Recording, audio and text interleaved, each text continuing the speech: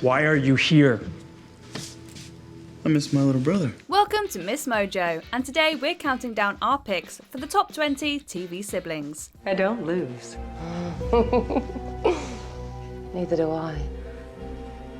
One of us is about to make history. Why are you cheering me up? I met a dude who made me take a good look at myself. You're an accomplished psychiatrist, a decent man. And you stand second to no one. For this list, we're looking at the greatest and most entertaining siblings from television. We'll only be including live action shows, so animated siblings like Bart and Lisa Simpson and Katara and Sokka from Avatar are excluded. Which of these sibling pairs is your favourite? Let us know in the comments below. Number 20, Axel, Sue and Brick Heck. The Middle. Airing for 9 seasons on ABC, The Middle concerned the lower middle class Heck family of Indiana. The children consist of eldest son Axel, middle daughter Sue, and youngest son Brick. Axel belongs to the Bart Simpson school of eldest children, being very sarcastic, lazy, and somewhat mean to his siblings while still retaining a soft side. Indiana is home to the world's largest oak tree stump.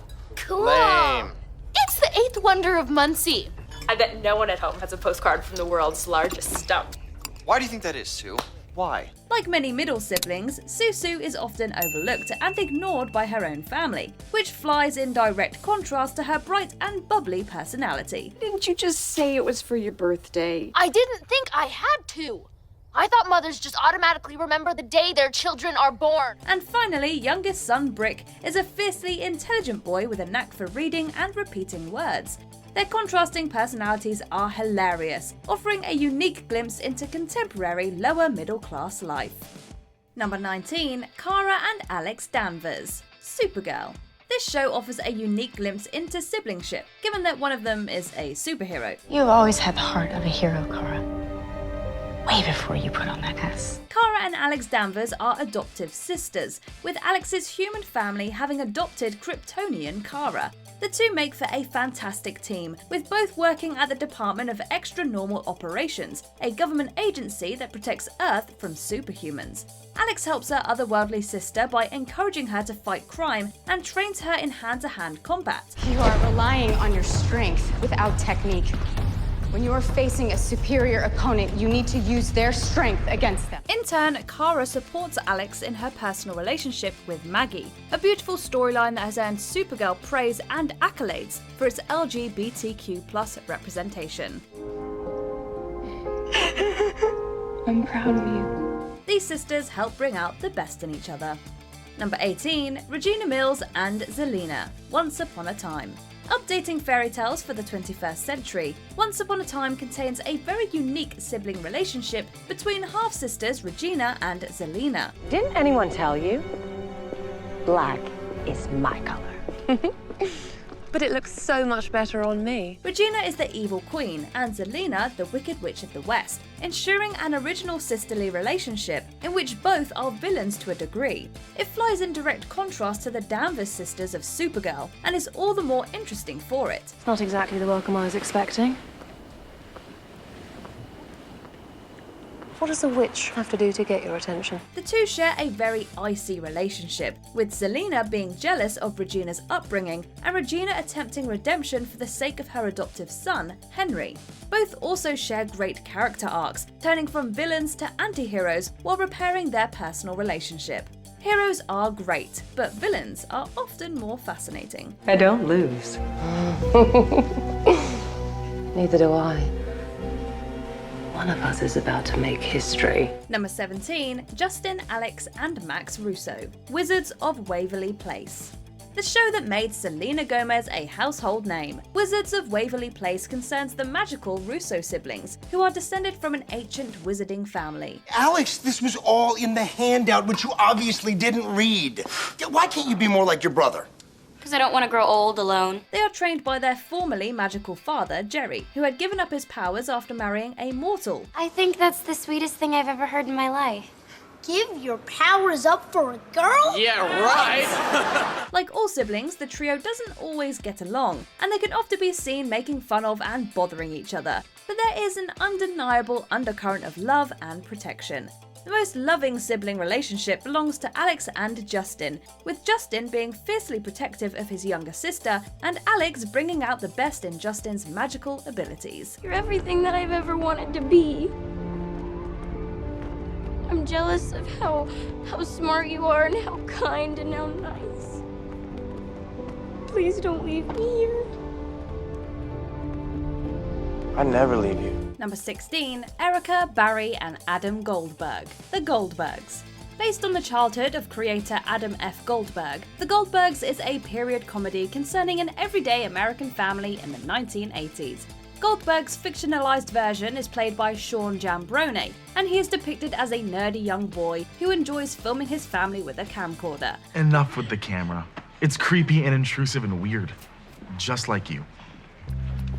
Thank you for the feedback. Barry is the egotistical older brother who generally lacks the intelligence and talent to back up his hilarious boasts. Said you were grounded. Hey, I'm Barry Goldberg, and if anyone can outsmart Mom, it's me. And then there's Erica, the eldest and most popular child who is going through the typical teenage rebellion. Soup. He'll have the soup. French onion, a bowl, not a cup. Deal with it. Are you trying to ruin the entire night? These are universal personality traits, just as prevalent and entertaining today as they were in the 80s.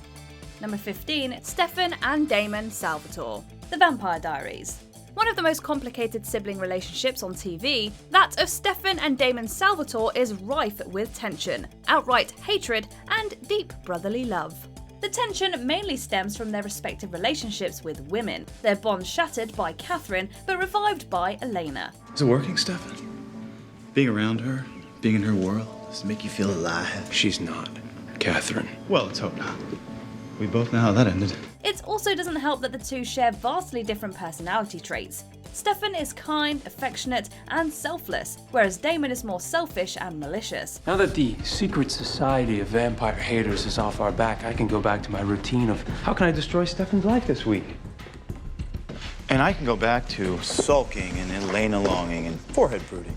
This is fun. I like this one. Both go through wild character arcs, veering from heroic to antagonistic to everything in between. It's a hell of a long story, brother, but I'm back. But no matter where they are in their respective lives, the brotherly bond between Stefan and Damon is always fascinating. Number 14, Zoe, Andre, Jr., Jack, and Diane Johnson, Blackish.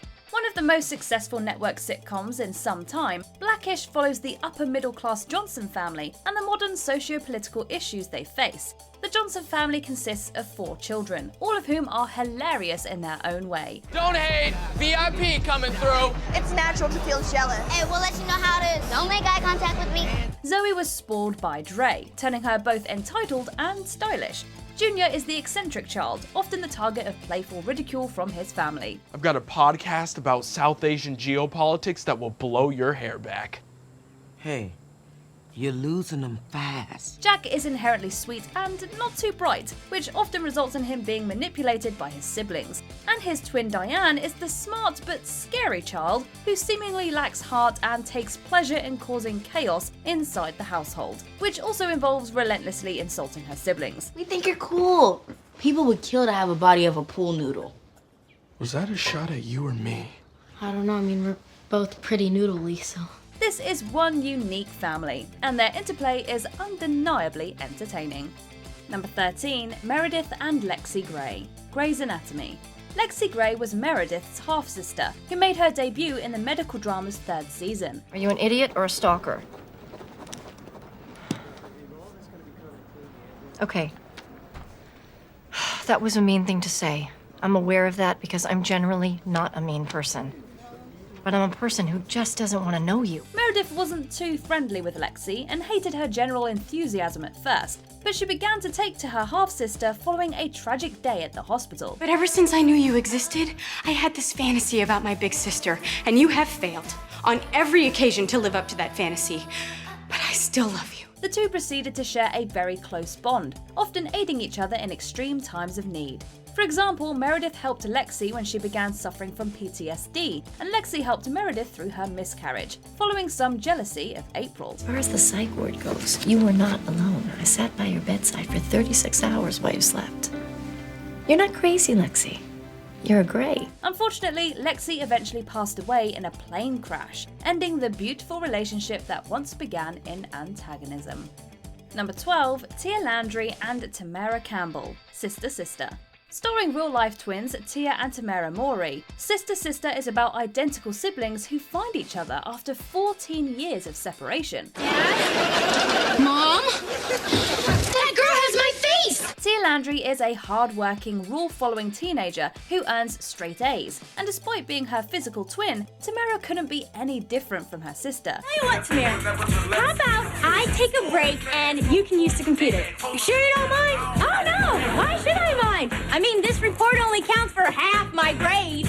Okay, as long as it's not important. She is spontaneous and not interested in school, resulting in a great dichotomy between the two characters. Of course, the two also share an unbreakable sisterly bond, and this is evident in the series' most touching moments. If we sleep on our heads at the end of the bed, we can see each other. You know what, Tamera?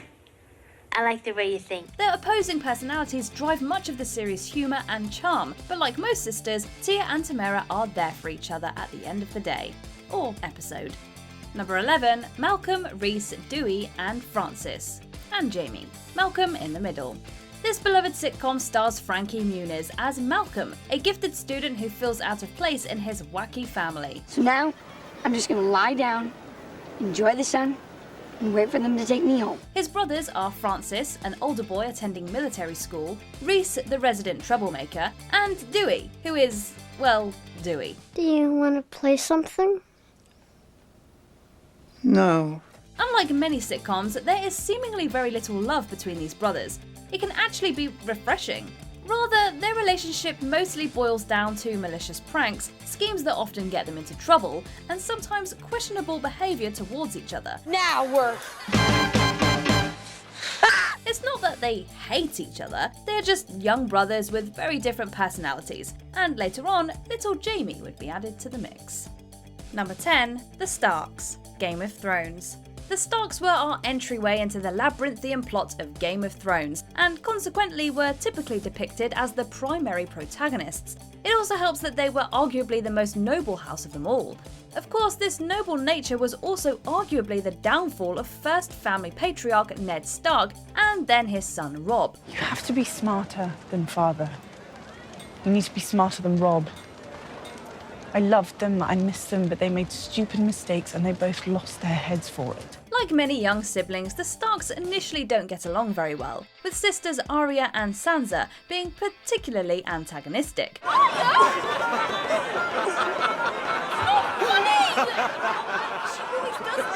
But the Starks suffer significant tragedy throughout the story, including the death of youngest child Rickon, and it's through this tragedy that they find each other's humanity. By the end of the series, there's a beautiful reunion between Arya, Sansa, Bran, and Jon, who turns out to be their cousin, not half-brother. And they team up to reclaim the North and dispose of the conniving Littlefinger. Despite their differences, the Stark children look to continue the family's virtuous name. And the snows fall and the white winds blow.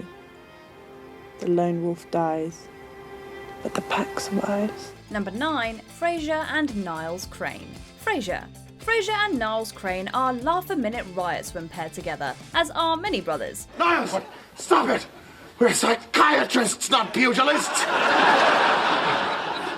Can't believe you fell for that! Both Frasier and Niles are snobbish upper-class psychiatrists with a love for the hoity-toity. Both are incredibly intelligent yet pretentious people, and much of the humour is derived from the brothers' competitive nature. So that was you sneezing from behind the stacks all night?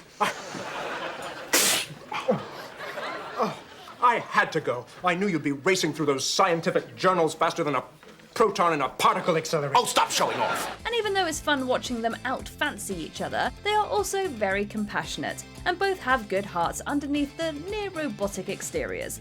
They remain very close throughout the entire series, and often bring out the best in each other, proving one of the most loving brotherly relationships on television. Probably wouldn't have done so well in school if it hadn't been for my fear that I'd be bested by my brainy little brother. Well, I was certainly spurred on by your success as well. Number 8, DJ, Stephanie, and Michelle Tanner. Full House. This classic ABC sitcom concerns widowed sports anchor Danny Tanner raising his 3 young daughters with his best friend and brother-in-law. And you know what? That means that you two are gonna get to be roommates. Isn't that exciting? I can wear all DJ's clothes. Said daughters are DJ, the practical big sister who can often be seen helping her younger siblings, Stephanie, the athletic and funny middle child full of famous catchphrases, and Michelle, the youngest daughter famously portrayed by the adorable Olsen twins. Am I in trouble like Snake? No, but one day you will be, and Stephanie and I will be there to bail you out. So will you help us? Let me think. All right, I'm in. The girls bicker and fight like all girls do, with Stephanie often snooping on DJ. Both the show and the girls' relationships were incredibly sappy, but that's exactly what made Full House such a hit with audiences. Sometimes a little sibling sappiness is exactly what we need on television. Tell you what, Steph, I am gonna help you with this book report. And after that, Michelle, you and I are gonna play Candyland. And I promise to spend more time with both you guys. Give me a hug. Number 7. Hilary, Carlton and Ashley Banks, the Fresh Prince of Bel-Air. Street smart Will Smith is sent to live with his upper-class aunt and uncle in Bel-Air, resulting in the funniest culture clash on TV. Looked at my kingdom, I was finally there to sit on my throne as the Prince of Bel-Air. While there, Smith meets and bonds with his rich cousins, despite their wildly different upbringings. Hilary is the eldest, a self-centered and spoiled individual who often looks down on Will. Carlton is the smart and preppy conservative with a gift for dancing, but a penchant for arrogance. People talk. I mean, what if an admissions officer at Princeton found out my sister was going to public school?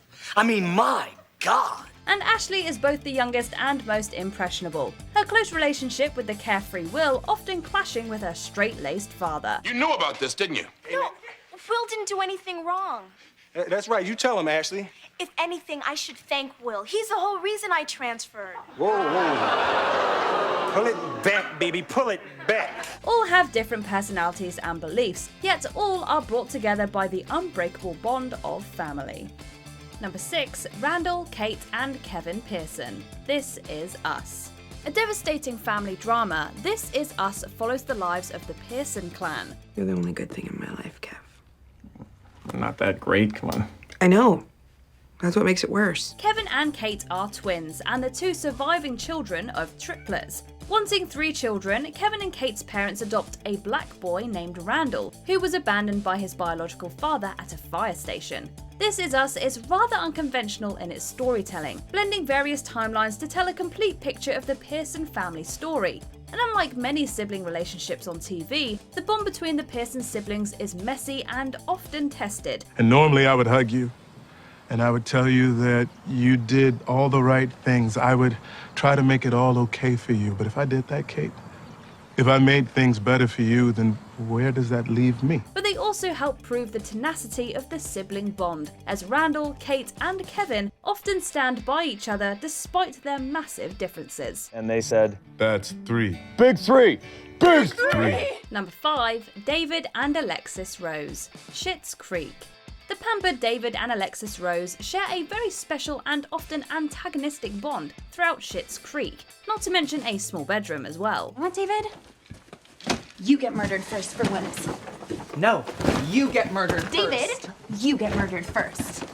No, you! Yes, you get murdered first! They relentlessly poke and prod each other in quick-witted bickerings, and it's clear that sharing a room is straining their relationship to its absolute limits. Their personalities are also wildly different, with Alexis being a more openly loving person, whereas David appears far colder, sarcastic, and more emotionally closed off. I never thought I'd have to say this, but there is only space in this family for one unstable sibling, and I have held that title for a very long time, so you are going to have to get it together. But despite their massive differences, David and Alexis are supportive of each other's personal journeys, and they often push each other in the right directions, even if said pushing is done rather rudely. It's all part of the charm. Well, you didn't have to worry about me. Well, I did. Number 4. Haley, Alex and Luke Dunphy. Modern Family. Befitting its title, Modern Family explores various ideas of what constitutes a modern 21st century family. Included are sibling relationships, both of the loving and uncaring variety. Claire and Mitchell share a close brother-sister bond, even if they have difficulties expressing their love. Claire, Mitchell still resents you for quitting the figure skating team when you were kids. Ladies, come inside with me, please. Work it out. But the best sibling relationship on the show belongs to the DUNPHY children. Hayley and Alex are sisters, constantly at each other's throats, with the snarky Alex finding humour in Hayley's seeming lack of intelligence. Sitting all by yourself at the table. Now, where have I seen that again? Oh, right. Every day in the school cafeteria. I do that by choice. School's choice. Isn't that your nickname? But both find solace in each other's personalities, with Hayley discovering maturity through Alex, and Alex discovering the joys of letting loose through Hayley. I'm about to live on a campus full of Alexes. That's bound to get annoying, and when it does, who better to deal with an Alex than you? And there's the playful but dim-witted Luke, who mostly stays out of his sister's drama and spends time with his equally dim-witted father. Number 3, Prue, Piper and Phoebe Halliwell, Charmed. More commonly known as the Charmed Ones, witch sisters Prue, Piper and Phoebe use their collective power of 3 to protect the world from supernatural creatures. Prue is the matronly sister, having raised her younger siblings following the death of their mother and grandmother. Alright, I'm going to win this fight and save your ass, that way I can kick it myself later. She is also the most powerful witch, and her mature personality often clashes with the more rambunctious Phoebe. Phoebe is the youngest and most rebellious sister, gifted with the talent of premonition. And Piper is the middle sister, a passive woman who eventually gains self-confidence through her sisters and dangerous adventures. What an idiot! Doesn't every demon know by now whose house this is? She becomes the eldest following Prue's death, after which she and Phoebe discover they also have a half-sister named Paige. The sisters' collective power is strong and respectable, and they work best when putting aside their differences and joining together for the good of humanity. Number 2, Monica and Ross Geller, Friends. Despite the title, Friends doesn't just concern friendship. It also follows the personal lives of siblings Monica and Ross Geller, and the ways in which their brother-sister bond proves loving and supportive. When the snippy guy sees the routine, he'll want to build us our own platform. Was it really that good? Well, we got honorable mention in the brother-sister dance category. Of course, their relationship isn't perfect. They are both fiercely competitive people, and they often devolve into petty arguments, but it's all for the betterment of the other. Well, Ben has a little sister. I hope she can kick his ass. Ross proves adorably overprotective of his younger sister, and Monica is always there to console and upset Ross. It's a wonderfully realistic and hilarious portrayal of the unique brother-sister relationship, and it proves both endlessly entertaining and adorable. Ross hasn't worked at the museum for a year! Monica and Chandler are living together! Ross married Rachel in Vegas and got divorced! Again! Before we unveil our top pick, here are a few honourable mentions. The Bluths, Arrested Development. There is little love here, just hilarious, unhinged lunacy. No, but I'm not looking for a partner, and believe me, if I was, it would not be you. Oh. Good. Well, I'll start my own business. How hard can it be?